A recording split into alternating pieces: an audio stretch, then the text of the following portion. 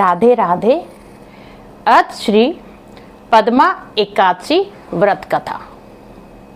एक बार की बात है, श्री कृष्ण जी से धर्मराज युधिष्ठिर जी पूछने लगे, हे माधव, आषाढ़ मास के शुक्ल पक्ष की एकादशी का क्या नाम है और इसके व्रत करने की क्या विधि है और क्या फल है।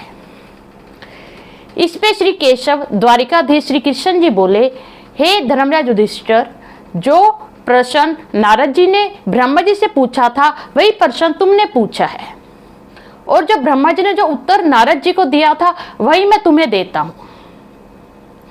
आषाढ़ शुक्ल पक्ष की एकादशी का नाम पद्मा है। इसे देवशनि एकादशी भी कहा जाता है।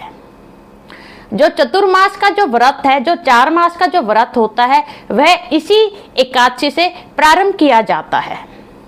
अब जो ब्रह्मा जी ने नारद को पौराणिक इतिहास सुनाया था वही मैं तुम्हें सुनाता हूं। नारद जी ने जब ब्रह्मा जी से प्रश्न किया तो ब्रह्मा जी बोले, हे पुत्र, तुमने ये बहुत ही उत्तम प्रश्न पूछा है, क्योंकि ऐसी जो कथाएं हैं वह कलयुग के प्राणियों को तारने वाली हैं। इस संबंध में मैं तुम्हें एक प्राचीन कथा सुनाता हूं, तुम ध्यानपूर्वक सुनो।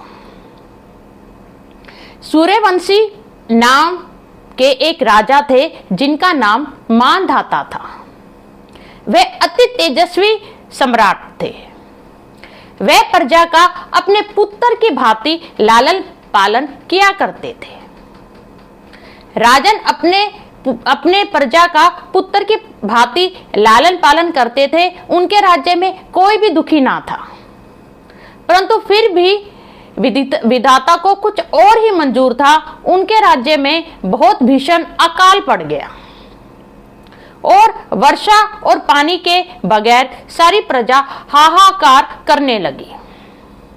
जब प्रजाजनों को कुछ भी दिखाई ना दिया तब वे राजा के राजमहल में पहुंचे और उनको यह बताने लगे कि हे राजन, हम इस जल के अभाव के कारण हमारा जीवन बहुत अस्त व्यस्त हो गया है।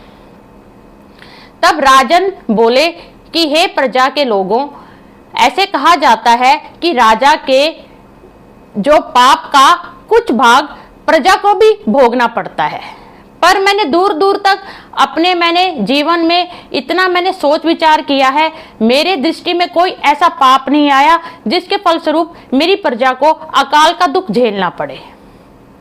परंतु फिर भी मैं तुम्हारे अकाल का कुछ उपाय मैं सोचता हूं और मैं आज वन में जाऊंगा महर्षियों से मिलने और उनसे मैं कुछ उपाय पूछ के आऊंगा। यह कहकर राजा ने अपने राजमहल में पूजा पाठ किया और अपने कुछ मंत्रियों को लेके वे वन को चले गए। जब वे वन में पहुंचे तो उन्होंने महर्षि अंगिरा, जो ब्रह्मा जी के पुत्र कहे जाते हैं, उनका आश्रम देखा और राजा उन महातेजस्वी महर्षि के पास गए और उन्हें सादर प्रणाम करके बोले, हे महर्षि, मेरी प्रजा बहुत दुखी है। पिछले 3 वर्ष से हमारे राज्य में वर्षा की एक बूंद भी नहीं पड़ी, जिससे अकाल हो गया है। इसलिए मुझे कुछ ऐसे उपाय बताइए जिससे इस अकाल को मैं दूर कर सकूं। इस पर ऋषिराज अंगिरा बोले कि हे राजन, सभी उपद्रवों को शांत करने वाला पद्मा एकादशी का व्रत है। तुम इसी व्रत को धारण करो।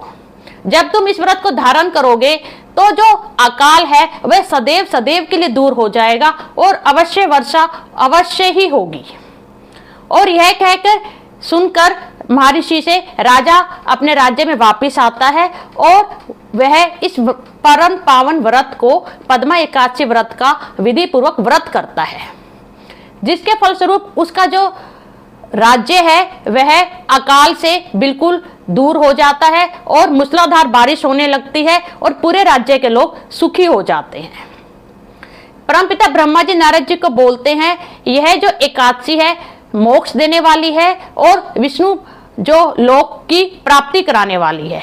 इसलिए कलयुग में अवश्य इस चमत्कारी व्रत को सभी मनुष्यों को धारण करना चाहिए। धन्यवाद। राधे राधे।